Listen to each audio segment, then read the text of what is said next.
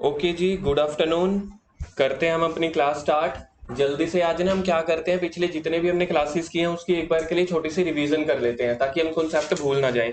तो सबसे पहले हमने स्टार्ट कहाँ से किए थे, हमारे अकाउंट्स के बेसिक्स पहली कसम से, जिसका क्या नेम था, बिजनेस एंटिटी कॉन्सेप्ट या फिर सेपरेट लीगल एंटिटी कॉन्सेप्ट। इस कॉन्सेप्ट के अकॉर्डिंग हम क्या देखते थे कि बिजनेस ओनर और बिजनेस ये दो सेपरेट पर्सन हैं। कौन कौन? Number one is business owner and number two is business. ये दोनों सेपरेट पर्सन हैं गवर्नमेंट की नजरों में या अकाउंट्स की नजरों में। और हमें अपनी बिजनेस ट्रांजेक्शन किसके पॉइंट ऑफ व्यू से रिकॉर्ड करनी होती है? बिजनेस के पॉइंट ऑफ व्यू से। बिजनेस ओनर चाहे आ रहा है, चाहे जा रहा है, चाहे जी रहा है, चाहे मर रहा है, हमें कोई मतलब नहीं है, बिजनेस में देखना है हमने। सेकंड हमने कसम खाई थी accrual basis concept. Accrual basis concept में हमने क्या देखा था कि कोई ट्रांजैक्शन जब भी हो जाए उसको उसी टाइम रिकॉर्ड कर लो, चाहे आपको कैश मिला है चाहे नहीं मिला। मतलब वो ट्रांजैक्शन चाहे आपकी कैश ट्रांजैक्शन हो चाहे क्रेडिट ट्रांजैक्शन हो, आपको सारी ट्रांजैक्शन बिजनेस में एक्रूवल बेसिस के अकॉर्डिंग रिकॉर्ड कर लेनी होती है। एक्रूवल बेसिस का मेन मतलब कि वो ट्रांजैक्शन जब हुई है तभी रिकॉर्ड कर लो। फिर हमने देखा था स्टेप्स इन अकाउंटिंग, या इसको स्टेप्स बोल देते थे, या अकाउंटिंग प्रोसेस बोल देते थे, या अकाउंटिंग साइकिल। तो ये स्टेप्स कितने होते थे? 6 स्टेप्स होते थे। सबसे पहला होता था आइडेंटिफाई द बिजनेस ट्रांजैक्शन। पहले पहचानो कि कोई ट्रांजैक्शन सेल की है, परचेज की है, इनकम्स की है, एक्सपेंसेस की है। सर इसको अलग अलग पहचानना की होता है क्योंकि हर चीज के लिए ना अलग अलग रूल्स बने हुए हैं अकाउंट्स में। अभी तक हम वो रूल्स पे नहीं पहुंचे, इसलिए हमें सबसे पहले आइडेंटिफाई करना होता है। फिर उसके बाद जर्नल, जर्नल बनानी है। जर्नल मतलब मोटी वाली बुक जिसमें आपको सारी ट्रांजैक्शन सीरियल वाइज रिकॉर्ड कर देनी है। उसके बाद लेजर, लेजर का मतलब है प्रिंसिपल बुक्स। प्रिंसिपल बुक क्यों बोलते हैं इसको? क्योंकि इसमें अब आप इंडिविजुअल बुक्स अकाउंट्स बनाते हो, यानी कि पतली वाली बुक। लेजर के बाद क्या होता था? Trial balance. ट्रायल बैलेंस की मैंने कल हिंदी क्या बताई थी, याद है किसी को? कल मैंने बताया था ना ट्रायल बैलेंस की हिंदी, जब हम पढ़ते होते थे हिंदी मीडियम में, तो ट्रायल बैलेंस की हिंदी होती थी तलपट। तो तलपट में हमने क्या लिखना होता है? जो भी आपने इंडिविजुअल अकाउंट निकाले उनका जो लास्ट टोटल आ गया, आखिरी का जो टोटल यानी कि क्लोजिंग बैलेंस आ गया, वो रिकॉर्ड कर देते हैं, उसको बोलते हैं ट्रायल बैलेंस। ट्रायल बैलेंस के बाद बोलोगे एक बार? ट्रायल बैलेंस के बाद फाइनेंशियल स्टेटमेंट। फाइनेंशियल स्टेटमेंट के दो हिस्से होते हैं, एक trading and profit and loss account, दूसरी balance sheet. Trading and profit and loss क्यों बनाते थे? प्रॉफिट कैलकुलेट करने के लिए कि पूरे साल में बिजनेस ने कितना प्रॉफिट कमाया। तो इसका पर्पस क्या होता था? प्रॉफिट कैलकुलेट करना। और sir balance sheet, balance sheet का पर्पस होता है जो हमने कल सीखा था ना, एसेट्स और लाइबिलिटीज, उसको रिकॉर्ड करना। तो जो भी आपके पास इनकम और एक्सपेंसेस, आपके पास ना चार चीजें आएंगी पूरे अकाउंट्स की, पूरी प्लस वन क्लास में। एक इनकम मतलब पैसा आना, एक एक्सपेंस पैसा जाना। तो इनकम और एक्सपेंसेस का अपना घर कौन सा होता है? Trading and P and L account. और तीसरी चीज आएगी एसेट्स, फोर्थ आएगी लाइबिलिटी, उसका घर क्या होता है? Balance sheet. हर हर हर पर्सन को, हर आइटम को अपने अपने घर में भेजना है, किसी और के घर पे नहीं। एक बार फिर से रिपीट करते हैं, इनकम्स और एक्सपेंसेस का घर कौन सा होता है? Trading and profit and loss account. और एसेट्स एंड लाइबिलिटीज का घर क्या होगा? Balance sheet. उसके बाद हमने देखी थी कुछ अकाउंटिंग टर्म्स, ठीक है। टर्म्स में पहला क्या आया था आपके पास? टर्म्स में सबसे पहले क्या आई थी? कैपिटल। कैपिटल का मतलब होता है बिजनेस में पैसा इन्वेस्ट करना, चाहे आप कैश में इन्वेस्ट करो चाहे काइंड में। तो कैपिटल का इतना ही मतलब होता है बिजनेस में पैसा लगाना। सेकंड, बिजनेस ट्रांजैक्शन, कोई ऐसी एक्टिविटी जो बिजनेस में हम कर रहे हैं। कौन? बिजनेस या बिजनेस ओनर। गुड्स की सेल करना, गुड्स की परचेज करना, एसेट्स बाय करना, लाइबिलिटीज या बैंक लोन लेना, बैंक लोन को पैसे वापस कर देना। हर एक्टिविटी को क्या बोला जाता है बिजनेस में? Business transaction. लेकिन इसके साथ मैंने आपको एक बड़ी इंपॉर्टेंट चीज बताई थी, वो ट्रांजैक्शन आपकी किसी मनी की फॉर्म में होनी चाहिए। कोई लड़ाई झगड़े हो गए, किसी को मार पड़ गई, क्या हमने कोई थप्पड़ को रिकॉर्ड करना है? भाई थप्पड़ को कैसे रिकॉर्ड करेंगे? नहीं कर सकते ना। एम्प्लॉइज ने हड़ताल कर दी, कहते आज हम काम ही नहीं करेंगे, तो इसको हम रिकॉर्ड ही नहीं कर सकते। कोई भी एक्टिविटी वो रिकॉर्ड करनी है जो मनी की फॉर्म में होगी। उसके बाद एक्सपेंडिचर। एक्सपेंडिचर मैंने अभी भी आपको बता दिया, पैसा खर्च करना मतलब पैसा देना, उसको बोलते हैं एक्सपेंस। दो तरह का एक्सपेंस होता था, कौन कौन सा? Revenue expenditure and capital expenditure. Revenue expenditure मतलब वो खर्चा जो बार बार होता है। सर कैपिटल एक्सपेंडिचर मतलब वो खर्चा जो बार बार नहीं होता, मतलब जो कभी कभार होता है। ऐसे इनकम, इनकम का मतलब है, ये देखो ये खुश वाला इनकम जब भी आए ना, ये खुश वाले बंदे को याद कर लिया करो, कितना खुश है वो। इनकम का मतलब इनफ्लो ऑफ मनी, पैसा बिजनेस में आ रहा है। दो तरीके का होता है, रेवेन्यू रिसीव्ड या कैपिटल रिसीव्ड। रेवेन्यू रिसीव्ड जो हमें बार बार मिलती है, जैसे कि अपना सामान बेचना, गुड्स बेचना। तो अब दिन में कम से कम 20-25 कस्टमर तो आते हैं ना, कपड़े वाले के पास, जूते वाले के पास, किराने वाले के पास तो एक दिन में 100 कस्टमर्स आते हैं। तो उसको बोलते हैं रेवेन्यू रिसिप्ट, ऐसी इनकम जो बार बार मिलती है। तो सर कैपिटल रिसिप्ट क्या होगी? ऐसी इनकम जो बार बार नहीं मिलती। ये सोच के मेरे को गुरुविलास की याद आ जाती है। सर आप पहला बता दो, दूसरा तो मैं बता दूंगा। चलो जी गुरुविलास बताओ, कैपिटल रिसिप्ट कौन सी होगी? पहला बता दूं? तो बता तो दिया, रेवेन्यू रिसिप्ट क्या होती है, ध्यान से सुनो। जो इनकम बार बार मिलती है। तो कैपिटल रिसिप्ट क्या होगी? जो इनकम बार बार नहीं मिलती, मतलब सालों में कभी एक बार मिलती है, जैसे कि हमने अपना बिल्डिंग फर्नीचर बेच दिया। ड्रॉइंग्स का मतलब क्या था, किसी को याद है? ड्रॉइंग का मतलब होता था कैपिटल का अपोजिट। कैपिटल मतलब बिजनेस में पैसा इन्वेस्ट करना, ड्रॉइंग का मतलब बिजनेस में से पैसा निकाल लेना। डेटर्स का मतलब क्या होता था? कस्टमर्स। कल सीखा था ना डेटर्स। डेटर्स मतलब हमारे कस्टमर, जिनसे हमने पैसे लेने हैं। किस चीज के पैसे लेने हैं? हमने उनको ऑन क्रेडिट गुड्स सेल की होंगी। हमने उनको ऑन क्रेडिट गुड्स सेल की होंगी। और जो डेटर्स होते हैं हमारी करंट एसेट्स होते हैं, क्योंकि उनसे पैसे हमें 10-20 दिनों में मिल जाने हैं, मतलब एक साल से पहले पहले। क्रेडिटर्स का मतलब होता है सप्लायर, जिनको हमने पैसे पे करने हैं, जिनसे हमने सामान खरीदा होगा उधार पे। मतलब कि कोई दुकानदार है जो उसका होलसेलर है ना, जहां से वो दुकान पैसे सामान खरीद के आता है, तो उसको बोला जाता है क्रेडिटर्स। एक बार के लिए फिर से बोलो, डेटर किसको बोलते हैं? डेटर्स कस्टमर को जिसको सामान बेचा है, और क्रेडिटर्स जिनसे सामान खरीदा है। उसके बाद हमने देखा था एसेट्स। एसेट्स में आपके पास दो कैटेगरीज आ रही थी, एक तो होता था करंट एसेट्स। करंट एसेट्स का दूसरा नेम होता था शॉर्ट टर्म। करंट एसेट्स का दूसरा नेम, अरे थोड़ी एनर्जी दिखाओ यार मेरी तरह। करंट एसेट्स का दूसरा नेम शॉर्ट टर्म एसेट्स, और नॉन करंट एसेट्स का लॉन्ग टर्म। करंट एसेट्स वो होती हैं जो हमें 12 महीनों से पहले पहले पैसा मिल जाए, और नॉन करंट एसेट जो हमें 12 महीनों के बाद मिले। अच्छा, एसेट्स को बिजनेस में यूज करने के लिए खरीदा जाता है कि बेचने के लिए? एसेट्स को बिजनेस में यूज करने के लिए खरीदा जाता है या बेचने के लिए? गलत, पर्सनल यूज कभी नहीं लिखवाया। एसेट्स को बिजनेस में यूज करने के लिए, जैसे कि फर्नीचर हो गया, बिल्डिंग हो गई, काउंटर बनवा लिए। उसके बाद आपके पास होता था एसेट्स की दो कैटेगरीज और होती थी, टेंजिबल एसेट्स और इंटेंजिबल एसेट्स। टेंजिबल एसेट्स क्या होते थे गुरुविलास? जिसे देख सकते हैं और छू सकते हैं, फर्नीचर, बिल्डिंग। तो इंटेंजिबल एसेट्स क्या होती थी? जिसको देख और छू नहीं सकते। इंटेंजिबल एसेट्स की एग्जांपल याद करो, computer softwares, copyright, patent, trademarks, goodwill. इसमें और भी बहुत सारी होती हैं, लाइसेंस फीस, फ्रेंचाइजीज। चलो उसके बाद हमने आज के नेक्स्ट टॉपिक पे आ जाओ, लाइबिलिटीज पे। लिखो लाइबिलिटीज में point number 1, it is opposite of assets. सबसे पहला तो आपने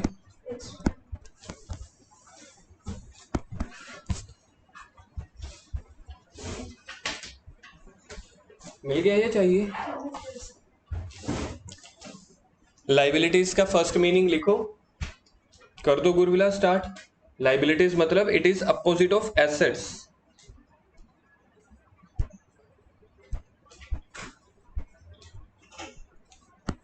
इसका पॉइंट नंबर 2, इट मीन्स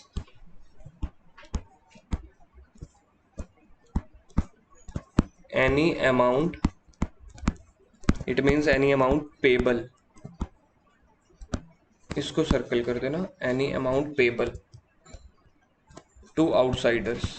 जब हमने किसी को कोई पैसे देने हैं उसको बोला जाता है लाइबिलिटी। लाइबिलिटीज किसको बोला जाता है? जब आपने पैसे देने हो। और ये कहाँ एसेट्स का ऑपोजिट है? एसेट्स मतलब हमें पैसा मिलना है, लाइबिलिटी मतलब हमने पैसा देना है। Liabilities are recorded in, liabilities are recorded in balance sheet. Liabilities का जो अपना घर है बैलेंस शीट है, एसेट्स का भी अपना घर है बैलेंस शीट। बैलेंस शीट में दो ही आइटम्स आती हैं, एक एसेट्स एक liabilities. Liabilities are recorded in balance sheet. उसके बाद फिर से वही टाइप्स ऑफ लाइबिलिटीज।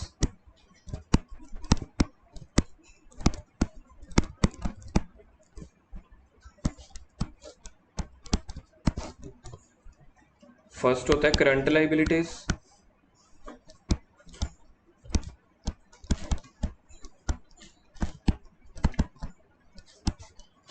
सेकंड बताना कौन सा होगा, यहाँ पे करंट लाइबिलिटी है तो नॉन करंट लाइबिलिटी, बिल्कुल ठीक है।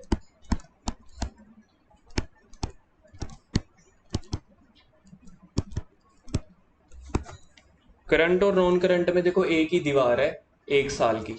अगर 1 साल से पहले मुझे पैसे पे करने हैं तो करंट होगा, अगर 1 साल के बाद तो इसका मीनिंग लिखो, if amount is payable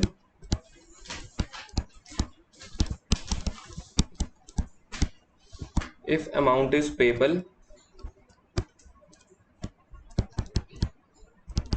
within 1 year, for example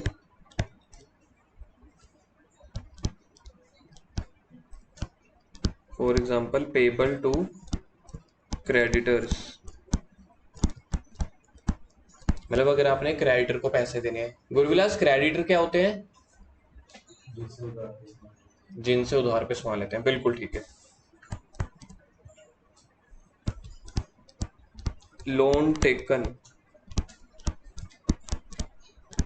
from bank, loan taken from bank, हमने समझ लो बिजनेस बैंक से लोन लिया 6 महीने के लिए, तो 6 महीने के बाद पैसे पे करने हैं ना, तो 6 महीने 1 साल से कम है। आउटस्टैंडिंग एक्सपेंसेस,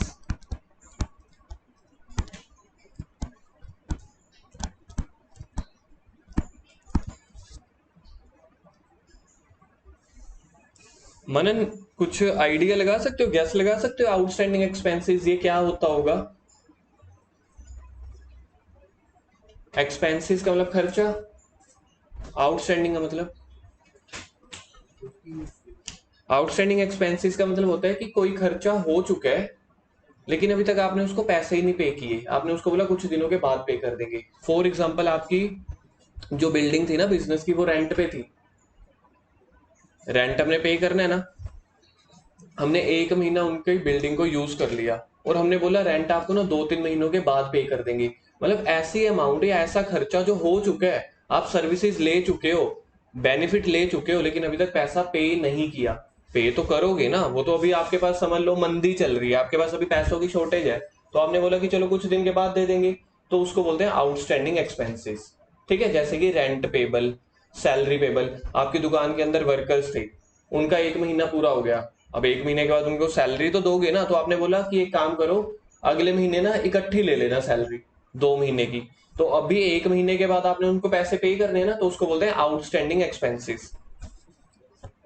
जैसे कि salary payable, salary comma rent payable, salary comma rent payable.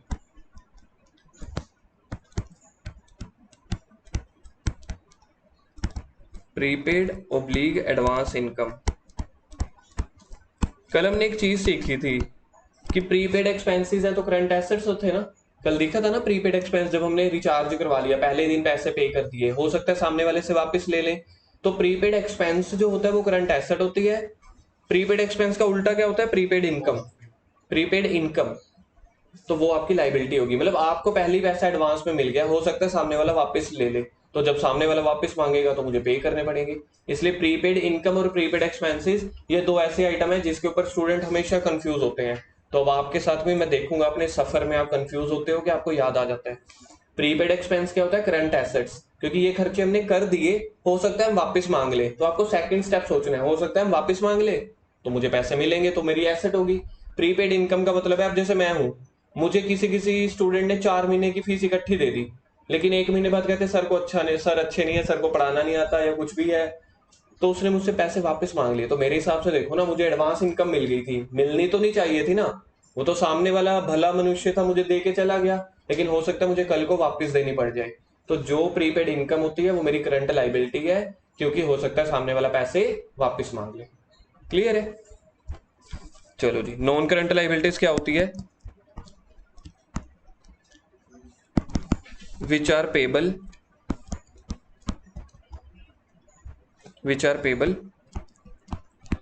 after 1 month।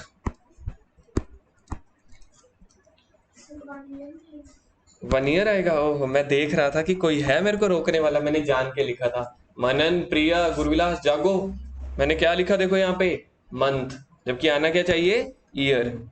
Sir क्या तब हमें आपने जान के लिख दिया, वो जान जान के बोल रहे हो, तो ये मैंने जान के ही लिखा था। ठीक है, गुड पॉइंट। तो which are payable after 1 year. Sir इसकी भी एग्जांपल बता दो तभी समझ आएगा ना।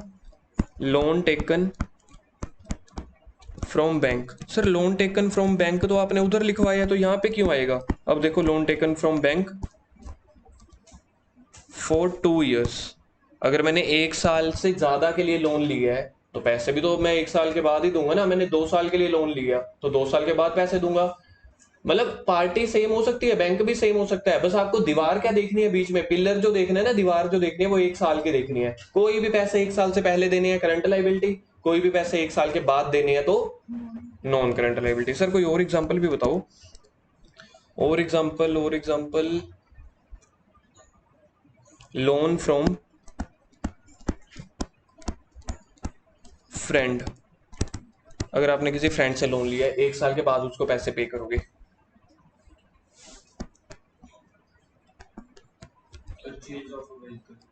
Purchase of vehicle on credit. देखो कोई भी चीज आप मान सकते हो यहाँ पे ना। अकाउंट्स की सबसे अच्छी बात पता है क्या है? आपको आइटम्स ना याद नहीं करनी, आपको सिर्फ पॉइंट याद रखना है। 1 साल के बाद आइटम्स कितनी सारी आ सकती हैं। अब जैसे मैंने ये वाली चीज लिखी क्रेडिटर्स। क्रेडिटर से हम क्या करते हैं? उधार पे सामान खरीदते हैं कि भैया हमारे पास पैसे तो है नहीं लेकिन हम बिजनेस करना चाहते हैं, हमें उधार पे सामान दे दो। हम पैसे कब देंगे उसको? भाई 3 साल के बाद दे देंगे। एक दो थप्पड़ पड़ेंगे, दो तीन अच्छे भले शब्द पड़ेंगे, उसके बाद हमें वापस भेज दिया जाएगा। लेकिन सामने वाला अगर बहुत ही अच्छा मनुष्य है तो वो कहेगा यार तू पैसे ले जा, पैसों की टेंशन नहीं है, 3 साल के बाद दे दियो। तो यानी कि क्रेडिटर्स भी जो है ना वो भी नॉन करंट बन सकते हैं। तो कोई भी आइटम, अकाउंट्स की सबसे बड़ी अच्छी चीज यही है कि आपको ना कोई भी याद नहीं करनी आइटम्स, आपको कॉन्सेप्ट याद करना है। कॉन्सेप्ट कहता है 1 साल बस। तो यहाँ पे अगर मैं लिख देता हूँ क्रेडिटर्स, ब्रैकेट में क्या लिख दूंगा? Greater than 1 year. कोई क्रेडिटर जिससे आपने सामान लिया है 1 साल से ज्यादा टाइम के लिए। मतलब ये सारी आइटम्स करंट भी बन सकती है, नॉन करंट भी। डिपेंड किसके ऊपर करेगा? आपके टर्म्स के ऊपर। लाइबिलिटीज खत्म हो गया, इतना ही था। वो मैंने लिखवा दिया कि लाइबिलिटीज को बैलेंस शीट में रिकॉर्ड किया जाता है। हाँ लिखवा दिया। चलें आगे, क्लियर है यहां तक? आगे हम लिखेंगे नंबर कौन सा हो गया? 10th देखना। Investment.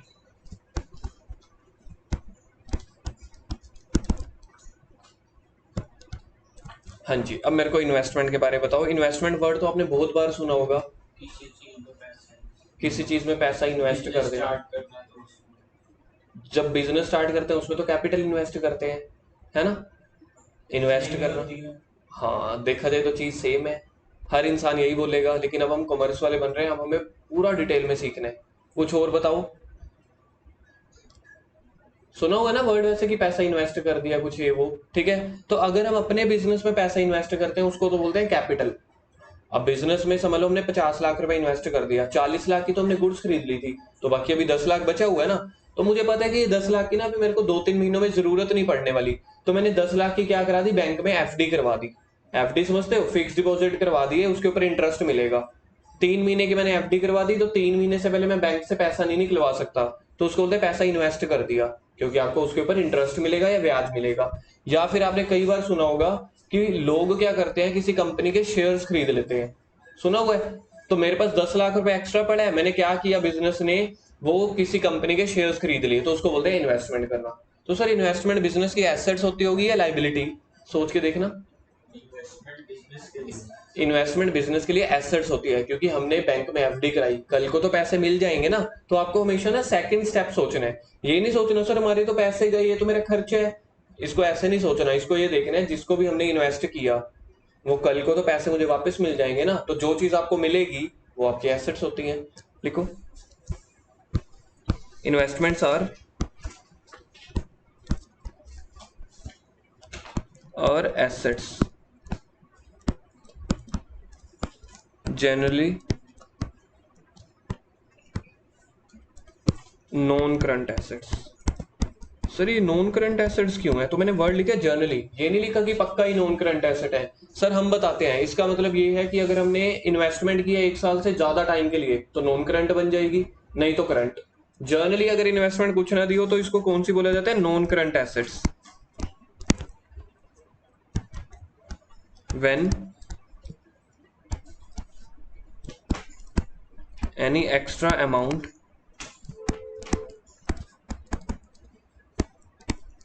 is invested by the business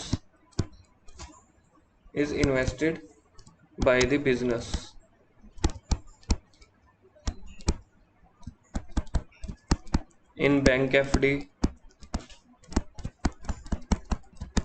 shares, etc. It is known as investment.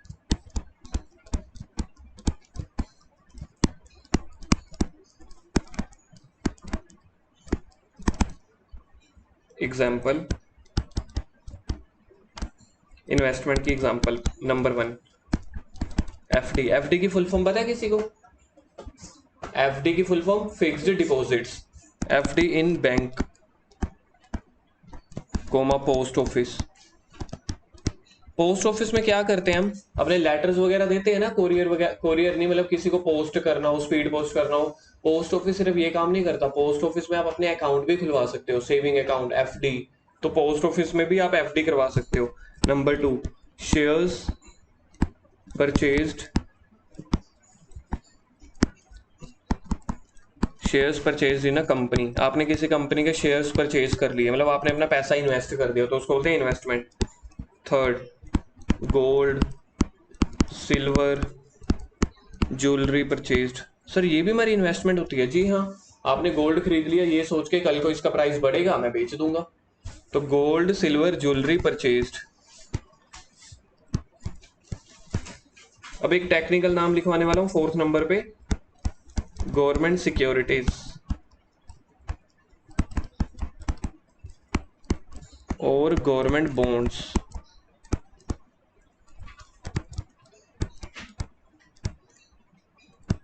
Purchased, ये क्या होते हैं? ये काइंड ऑफ शेयर्स होते हैं, बस आप ये समझ लो, काइंड ऑफ शेयर्स या फिर लोन। और 5वां, any loan given to party, friend, etcetera.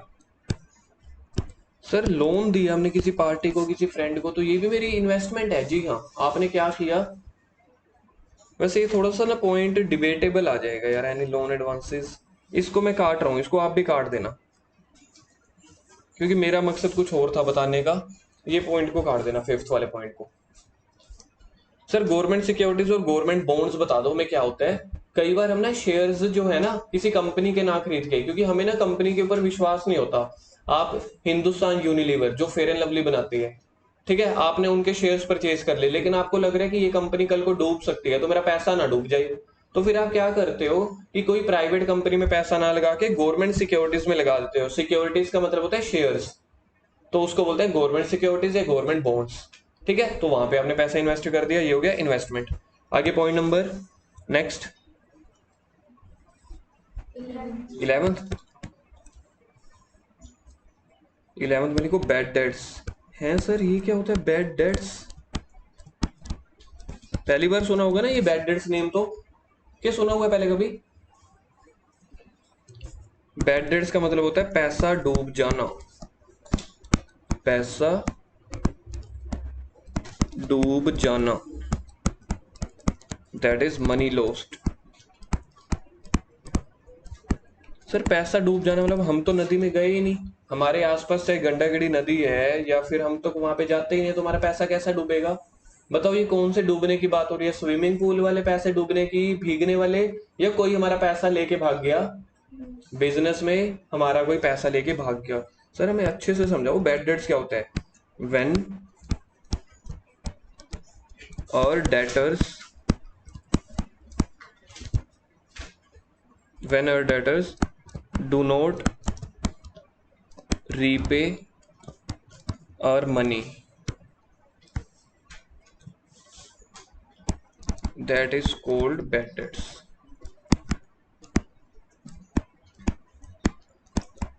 प्रिया मुझे बताओ डेटर्स कौन होते हैं? डेटर्स का मतलब होता है कस्टमर, जिसको हमने उधार पे सामान बेचा है। सोच के देखो, हम तो रहे हिंदुस्तानी, और हिंदुस्तान अपना बिजनेस कैसे करता है? विश्वास के सहारे, है ना? कि हमें हर चीज पे इतना विश्वास हो जाता है। हमने क्या किया? उधार पे सामान बेच दिया, लो भैया तुम भी ले ले, लो भैया तुम भी ले लो। हमारी तो उधार देने की दुकान है, हमारे सामान देने की दुकान थोड़ी है, हमारी तो उधार देने की दुकान है। हमने सभी को सामान उधार पे बेच दिया। भले मनुष्य के साथ हमेशा क्या होता है? वही होता है जो पैसे डूब जाना होता है। तो वो बंदे आए, सामान खरीद के चले गए, दोबारा आज तक कभी दिखे ही नहीं। उन्होंने जो फोन दिया उस पे सिर्फ कोविड वाली एड चल रही थी, कि इस कोविड वाली एड पे है, पूरा देश चल रहा है तो हम भी चल रहे हैं, दिस मतलब आपका जो है, आपने कस्टमर को पैसा दिया तो पैसा डूब गया। सर फिर ऐसे कस्टमर को सामान बेचना ही नहीं चाहिए। हर बिजनेस का रूल होता है, थोड़ा बहुत पैसा सभी का डूबता है। ट्यूशन वालों की फीस भी डूबती है, दुकानदार वालों के पैसे भी डूबते हैं। समझ लो कोई एडवोकेट है, कोई क्लाइंट उससे काम करवा के चला गया, उसको फीस नहीं दे के गया। ठीक है, बहुत सारे बिजनेस है, चाहे छोटे बिजनेस है। अब फ्रूट सब्जियों वाले हैं, कई बार उनको भी कहते हैं लेस कर दे, ये तेरे को कल पैसे दे देंगे, उनको देने नहीं आते। छोटा बिजनेस है चाहे बड़ा बिजनेस है, चाहे सर्विस है चाहे प्रोफेशन है, बैड डेट्स होते ही होते हैं। मतलब थोड़ा बहुत पैसा ना कहीं डूबता ही होता है। तो उसको बोलते हैं bad debts. When debtors do not repay और अमाउंट या money, that is called bad debts. इसकी एक और एग्जांपल लिखो, we when we gave loan to someone and if he does not pay the amount, that is our bad debt। Bad का मतलब होता है बुरा, डेट का मतलब होता है पैसा। ऐसा पैसा जो बुरा हो गया, बुरा मतलब कि अब ये हमें रिकवरी नहीं करवा के देगा। अब मुझे बताओ, बैड डेट्स बिजनेस के लिए प्रॉफिट हुआ कि लॉस हुआ? लॉस। शाबाश। Bad debts is equal to loss for the business. जब आपने कॉन्सेप्ट सीखे होते हैं ना, अपने आप ही टोन निकल आती है बिल्कुल कॉन्फिडेंट वे में। तो bad debts is equal to loss for the business. Last हम बैड डेट्स को कहां पे रिकॉर्ड करेंगे? Bad debts will be recorded in trading and profit and loss account. In trading and profit and loss account. खर्चों का और income का घर क्या है? Trading and P and L account. Sir खर्चों का घर है ना, वो लॉस का घर थोड़ी है। तो लॉस और खर्चे एक ही बात होगी। सोच के देखो, मेरे सब पैसे गए या मुझे पैसे नहीं मिले तो मेरा खर्चा ही हो गया ना, मेरा लॉस हो गया। तो उसका कौन सा घर होता है? Trading and P and L account. और एसेट्स और लाइबिलिटीज का घर कौन सा होता है? Balance sheet.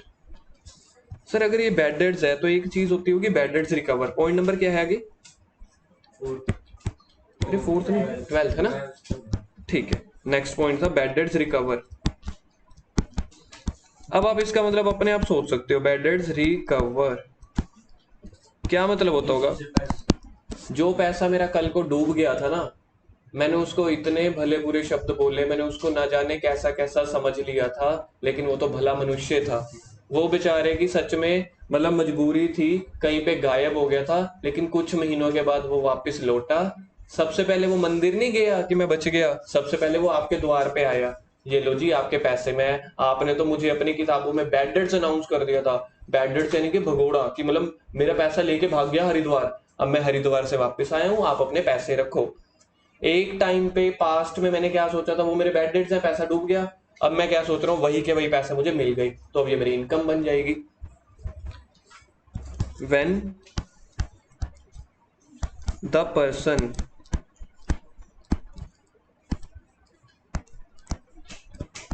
who was announced as bad debts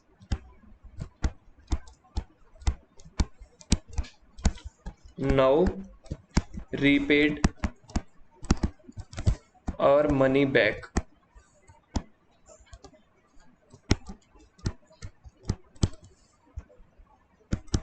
is called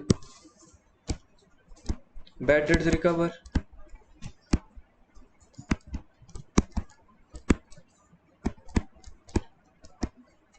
मतलब पैसा पहले जो डूब गया था वो पैसा वापस में मिल गया। तो ये बिजनेस के लिए इनकम है या एक्सपेंडिचर है? It's are income. मतलब आपको ना हर चीज के चार पहलू देखने हैं कि वो इनकम है, एक्सपेंस है, एसेट्स है कि लाइबिलिटीज है। पूरा का पूरा अकाउंट इन्हीं चार चीजों पे बैठा है। इनकम है, एक्सपेंडिचर है, एसेट्स है, लाइबिलिटीज है। तो इनकम है तो इसका घर कौन सा होगा? Trading and P and L account या balance sheet?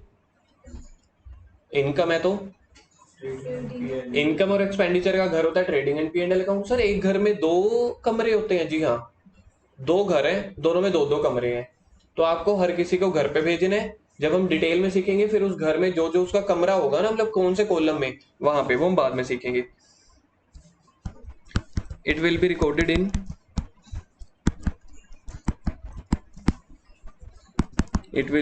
In trading and P and L account. Trading and P and L. देखो अकाउंट को ना ऐसे लिखते हैं हम अकाउंट्स में, A/C।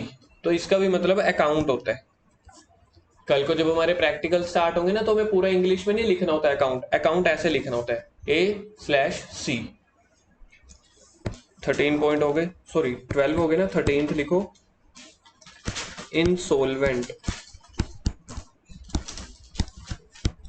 ये वर्ड किसी ने सुन रखा है? प्रिया, इंसोल्वेंट। मनन, दिव्या, सोल्व ना हो? नहीं नहीं, इतना भी नहीं।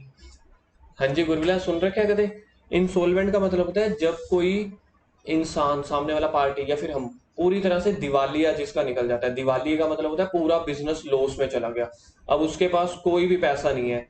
जर्नली मार्केट में इसको बोला जाता है दिवाला निकल जाना। ये सीरीज से यही वर्ड यूज किया जाता है मार्केट में। क्या वर्ड यूज किया जाता है? दिवाला निकल जाना। कई कई लोग दिवाला बोल देते हैं, कई दिवाली बोल देते हैं, कई दिवालिया बोल देते हैं। तो अल्टीमेटली जो हिंदी का शब्द है वो है दिवालिया।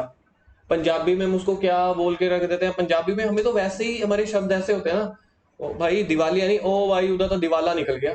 तो दिवाला निकल जाना, दिवालिया निकल जाना, दिवाली निकल जाना, ये सारे इसी के शब्द हैं, insolvent.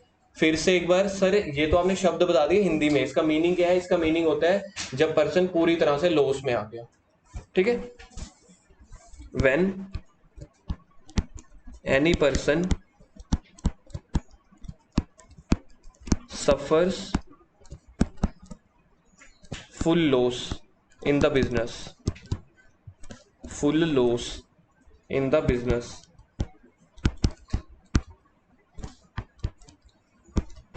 is known as insolvent।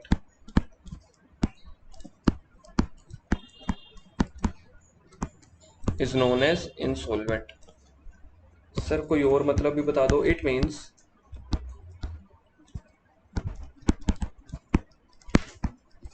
अच्छा मैं आपसे पूछता हूँ, आप मुझे जवाब देना। अगर इसका मतलब मेरे को लिखवाना है, उसकी एसेट्स ज्यादा होंगी या उसकी लाइबिलिटीज ज्यादा होंगी? लाइबिलिटीज ज्यादा होंगी, क्योंकि उसने पैसा पे बहुत करना है। It means his liabilities are much more then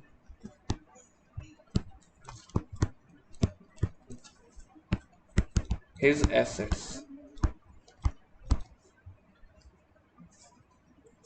insolvent का मतलब भी खत्म हो गया।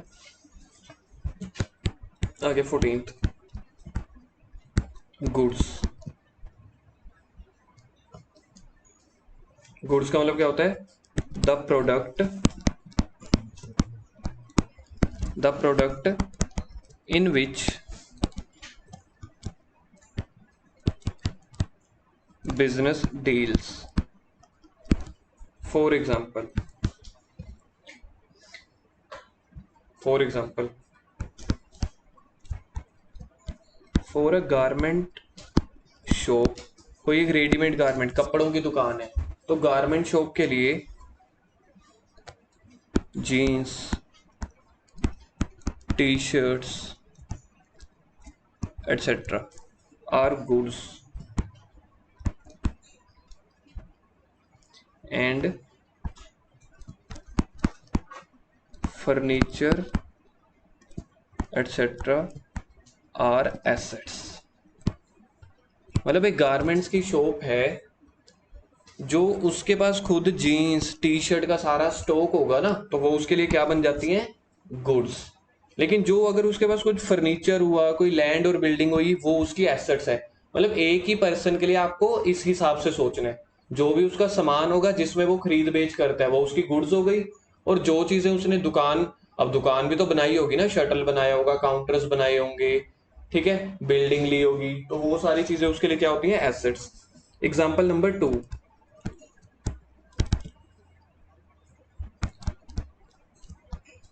For a furniture dealer. अब देखना कैसे एक ही मिनट में दुनिया, जज्बात, सब कुछ बदल जाने का। For a furniture dealer, furniture is question mark, बताओ आंसर। एक फर्नीचर डीलर है जिसकी फर्नीचर की दुकान है। अब जैसे हमारी है, हमारी ना फर्नीचर की शॉप है, तो मेरे लिए फर्नीचर क्या होगा, गुड्स होंगी या एसेट्स होगा? जो फर्नीचर डीलर है उसने तो फर्नीचर का खरीद बेच करना है ना, तो जिस चीज में कोई डील करता है, the product in which business deals, वो हमेशा हमारी गुड्स होती हैं। तो ये आंसर क्या आएगा, गुड्स। मतलब गारमेंट्स के लिए ना, जो गारमेंट वाली शॉप है, कोई सैलून है, कोई जूते वाली दुकान है, उसके लिए तो फर्नीचर एसेट्स है, क्योंकि वो फर्नीचर को थोड़ी ना खरीदता बेचता है। लेकिन जो फर्नीचर वाली दुकान है, तो उसके लिए फर्नीचर जो होता है वो गुड्स होती है। And note the S. और पूछूं मैं आपसे, कोई एक जूते वाली दुकान है, शूज वाली, तो उसके लिए शूज क्या होंगे, गुड्स। चप्पल, गुड्स। Sandal, furniture. कार, ठीक है, कार को आपने एसेट बोला ना, मैं मान गया। एक कार बनाने वाली कंपनी है या कार बेचने वाली कंपनी है, उसके लिए कार क्या होगी, क्योंकि वो कार को खरीदती बेचती है। तो कभी भी आपने ये नहीं देखना चीज छोटी है या बड़ी है, आपको देखना है कि वो बंदा किस प्रोडक्ट में डील करता है। तो जिस प्रोडक्ट में डील करता है उसको क्या बोलते हैं, गुड्स। 15th, स्टॉक या इन्वेंट्री। स्टॉक वर्ड आपने बहुत बार सुना होगा ना दुकान पे, कि आज मेरी दुकान का ये स्टॉक खत्म हो रखा है। कई बार हम किसी शॉप पे जाते हैं, वो बोलते हैं ना, भाई स्टॉक आना है, अभी खत्म हुआ पड़ा है। स्टॉक को दूसरे शब्दों में आप क्या बोल देते हो, इन्वेंट्री। इन्वेंट्री का भी मतलब होता है हमारी दुकान का stock. It means goods held for sale. देखा जाए तो स्टॉक और गुड्स बात तो एक ही हो गई ना, अपने आप में सिनोनिम्स हो गए ना। गुड्स भी का मतलब भी क्या होता है, हमारा सामान पड़ा है, ऐसे ही स्टॉक, ऐसे ही इन्वेंट्री। तो आप इसको तीन चीजों में बोल देते हो। सर इसको फिर अलग अलग क्यों बोलते हैं? गुड्स को हम इसलिए बोल देते हैं कि कभी गुड्स आ रही हैं, कभी जा रही हैं। जो गुड्स बच गई ना, ठीक है, जो भी गुड्स बची हुई हैं, तो उसको बोल दिया जाता है स्टॉक। हमारे पास इतना स्टॉक पड़ा है। स्टॉक का दूसरा नेम क्या है, inventory. It means goods held for sale. Stock और एसेट। और कौन सी एसेट होती है ये, करंट एसेट। सर स्टॉक भी हमारी एसेट होती है? जी जी जी, ये भी तो देखो हमारी प्रॉपर्टी है ना, प्रॉपर्टी यानी हमारे पोजेशन में है ना। इसको बेच के भी तो पैसा मिल जाएगा, तो बात तो सही है। सर इसको हम ऐसे ही सोच सकते हैं कि गुड्स है, गुड्स को बेचेंगे पैसा मिलेगा, तो जो चीज आपको पैसा तो मिल रही है ना, तो जो चीज आपको मिल रही है वो आपकी एसेट है। ऐसे नहीं सोचना तो दूसरे एंगल से सोच लो, आपकी ये प्रॉपर्टीज है। ठीक है। Types of inventory. Sir inventory की टाइप्स का मतलब क्या होता है? तीन तरह की टाइप्स होती हैं। सबसे पहला होता है रॉ मटेरियल। नंबर 2 पे आता है work in progress. Work in progress. Sir इसको शॉर्ट फॉर्म में हम बोलना चाहते हैं, इसको शॉर्ट फॉर्म में WIP बोलते हो। सर फिर आपने WIP। थर्ड स्टॉक की कैटेगरी होती है finished goods. Finished stock. Raw material, work in progress, third finished stock.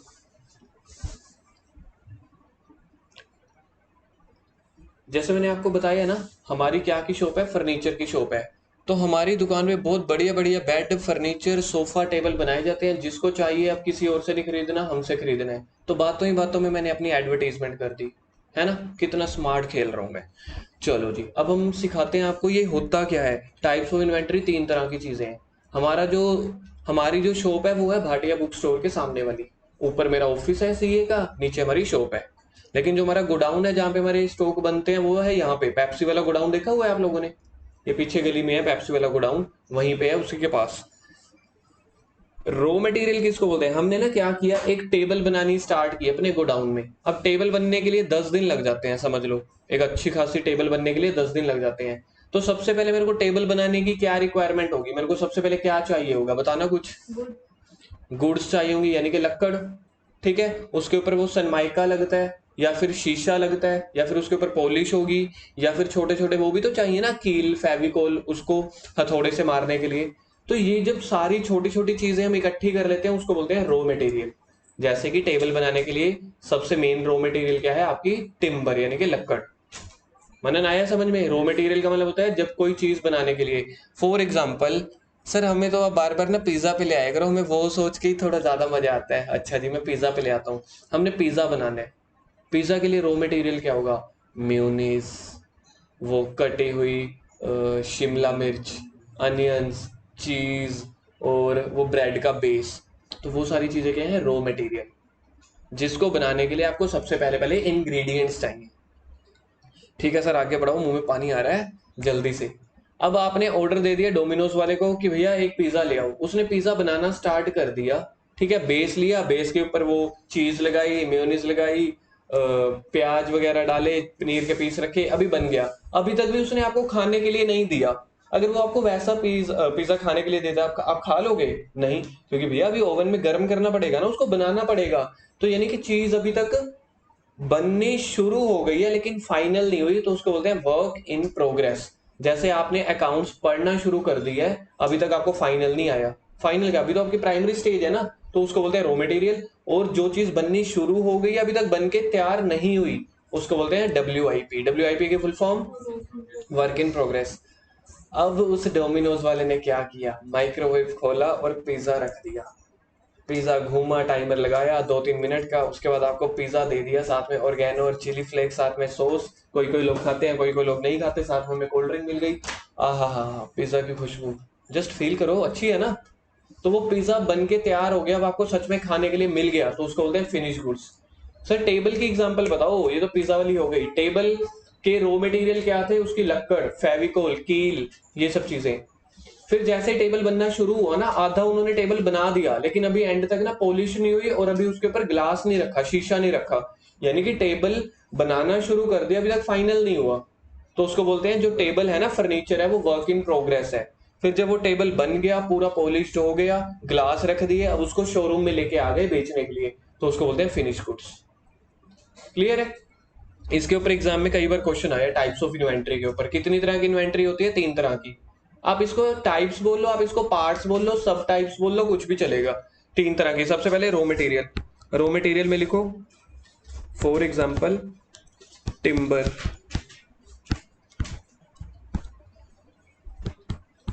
या फिर पिज्जा बेस। चलो जी ठीक है, दोनों एग्जाम्पल साथ साथ लिखवाऊंगा। वर्क इन प्रोग्रेस में हाफ टेबल प्रिपेयर्ड, मतलब टेबल बनना शुरू हो गया लेकिन आधा टेबल प्रिपेयर्ड हुआ। सर पिज्जा में क्या लिखवाओगे? पिज्जा में क्या लिखवाऊं? बिना गर्म वाला पिज्जा छोड़ो, मैं तो लिखवाने के लिए शब्द नहीं मिल रहे। ठंडा पिज्जा, ठंडा लिखना आता है आपको? ठंडा पिज्जा लिखना है तो लिख देना, नहीं लिखना तो मर्जी है। हाँ जी, अनबेक्ड, क्या शब्द मिला, शाबाश।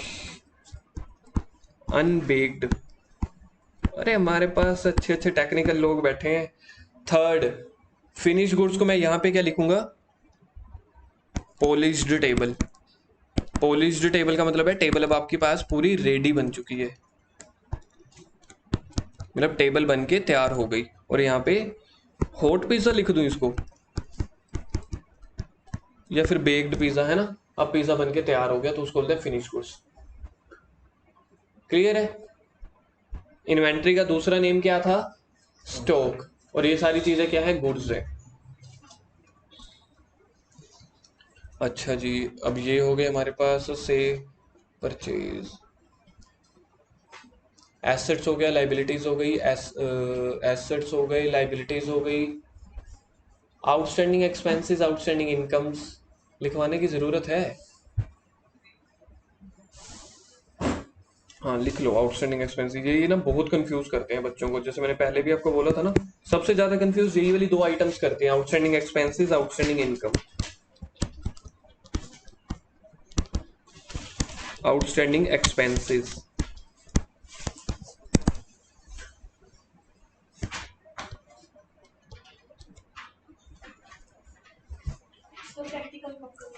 प्रैक्टिकल आपके स्टार्ट होंगे परसों से, क्योंकि कल जो हम करेंगे ना वो प्रैक्टिकल का फॉर्मेट करेंगे, तो कल हमारा प्रैक्टिकल का जो फॉर्मूले या फॉर्मेट्स हैं वो हो जाएंगे, परसों से स्टार्ट हो जाएंगे। होपफुली शायद कल से भी उसकी बारी आ जाएगी। ये आज लास्ट डे है प्योर थ्योरी का। ऐसे कर सकते हैं, एक और नोटबुक ले लेते हैं, इसमें सारी थ्योरी चलती है। नहीं नहीं नहीं नहीं नहीं, हर बार ऐसे बहुत सारे बच्चे होते हैं। अगर देखो मेरे पास हमेशा 10 बच्चे होते हैं ना, तो 10 में से 8 मेरे को यही आइडिया देते हैं। तो मुझे आज सुबह सुबह +2 वालों से भी यही आइडिया मिला कि कॉन्सेप्ट इस कॉपी पे और दूसरी कॉपी पे क्वेश्चंस। ऐसा नहीं चलेगा, क्योंकि +1 की एक कॉपी मेरे को सिर्फ कॉन्सेप्ट वाली चाहिए। डबल बारी सिर्फ देखो अभी अभी आती है। मैं आपको जनरली बोल रहा हूँ, ये तो अभी आपने 8-10 पेज लिख लिए ना, हर चैप्टर के 1-2 पेजेस होते हैं थ्योरी के, उससे ज्यादा नहीं। तो वो हम डबल टाइम पे लिख लेंगे तो हमारे कॉन्सेप्ट स्ट्रॉन्ग हो जाएंगे। रीजन क्या है, आप पहली बार कर रहे हो। +2 में मैं आपको ऐसा फिर भी मौका दे दूंगा, क्योंकि तब तक आपका बेस स्ट्रॉन्ग हो चुका होता है। ऐसे नहीं चलेगा बनन, नहीं तो मैं नहीं खेलूंगा भाई, ऐसे चीटिंग नहीं। Outstanding expenses, that expense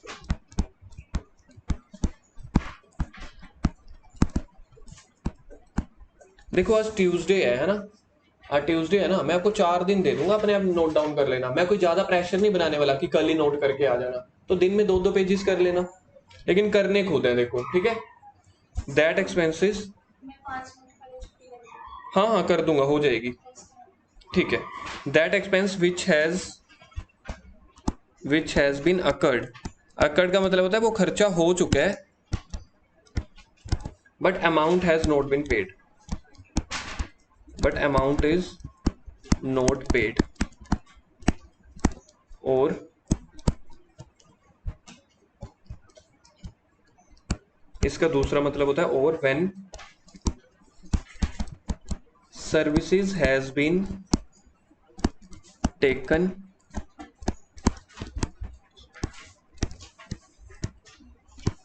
but amount is not paid।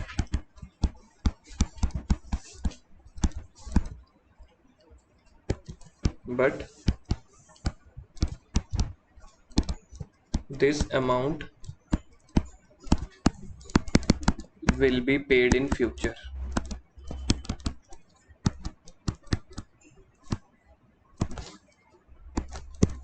For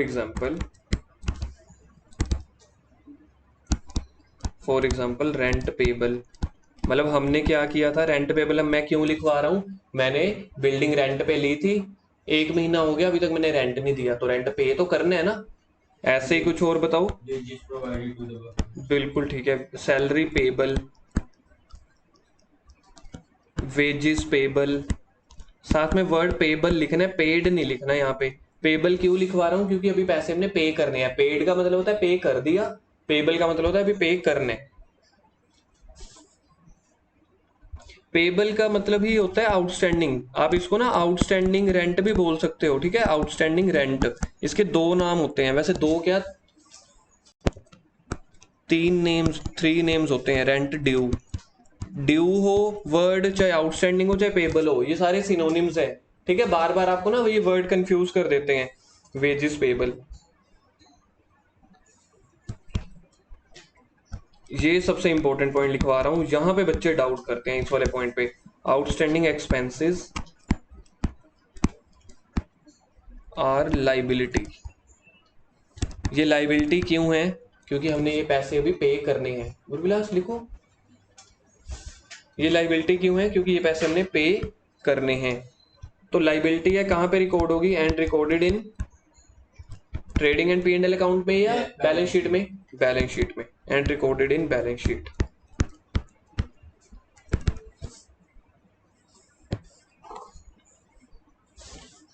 next number कौन से? 17th, outstanding income. बस 2 मिनट का है, फिर छुट्टी। Outstanding income, it is opposite of, देखो मैंने आउटस्टैंडिंग को शॉर्ट फॉर्म में लिख दिया, आउटस्टैंडिंग एक्सपेंसेस, टाइम बचाने के लिए। ये ओएस का मतलब ऑपरेटिंग सॉफ्टवेयर नहीं है, ठीक है, कहीं आप सोचो आईओएस, आईफोन का लिखवा दिया। It is opposite of outstanding expenses. It means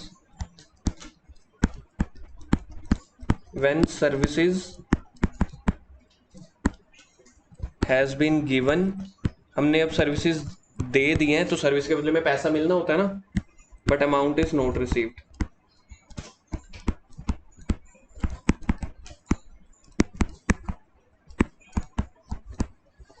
amount receive नहीं हुई लेकिन मिलेगी तो सही ना।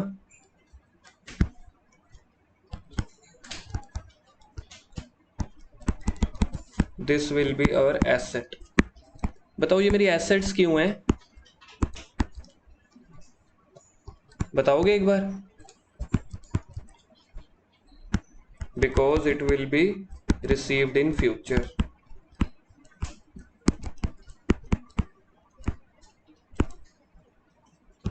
For example rent receivable, interest receivable. मतलब अब ये मैं यहाँ पे ना रेंट रिसीवेबल को मैंने क्यों लिखा, मैंने बिल्डिंग किसी को किराए पे दे दी, वो कह रहा है पैसे बाद में दे दूंगा। मैंने किसी को लोन दे दिया, कहता है इंटरेस्ट में बाद में दूंगा, तो इंटरेस्ट रिसीवेबल।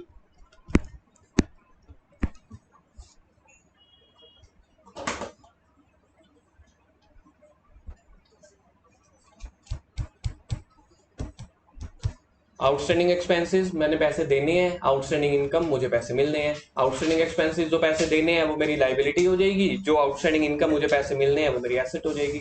डन।